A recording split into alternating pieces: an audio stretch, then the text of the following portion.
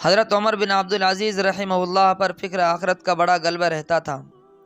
ایک مرتبہ آپ کی ایک باندی آئی اور اس نے سلام کیا، پھر ایک جانب کھڑے ہو کر اس نے نماز پڑھی اور بیٹھ گئی تو اس پر نیند کا غلبہ ہوا اور آنکھ لگ گئی اور نیند ہی میں وہ رونے لگی۔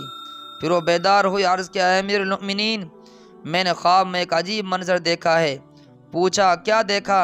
تو کہنے لگی، میں نے دیکھا کہ دوزخ ہے اور وہ اہل دوزخ پر زور زور سے آوازیں نکال رہی ہے۔ پھر پلسرات لایا گیا اور دوزخ پر اس کو بچھا دیا گیا۔ حضرت امیر المؤمنین نے کہا پھر کیا ہوا؟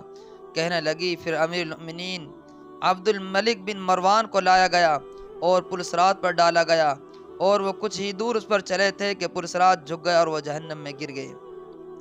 حضرت عمر بن عبدالعزیز رحمہ اللہ نے کہا پھر کیا ہوا؟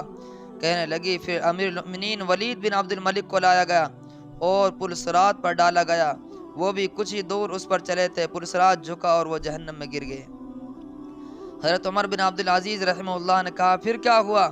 کہنے لگی کہ پھر امیر المؤمنین سلیمان بن عبد الملک کو لایا گیا اور پلسرات پر ڈالا گیا، اور وہ بھی کچھ ہی دور اس پر چلے تھے، پلسرات جھکا اور وہ جہنم میں گر گئے۔ حضرت عمر بن عبدالعزیز رحمہ اللہ نے کہا پھر کیا ہوا؟ کہنے لگی کہ پھر اے امیر المؤمنین آپ کو لایا گیا۔ اتنا سنتے ہی انہوں نے ایک چیخ ماری اور بے ہوش ہو کر گر پڑے۔ وہ باندھی ان کے کان میں کہتی جا رہی تھی، اے امیر المؤمنین، خدا کی قسم میں نے دیکھا کہ آپ نجات پا گئے، خدا کی قسم آپ نجات پا گئے۔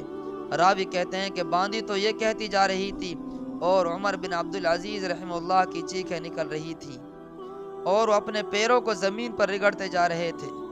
حضرت عمر بن عبدالعزیز رحمہ اللہ پر آخرت کی کتنی فکر تھی۔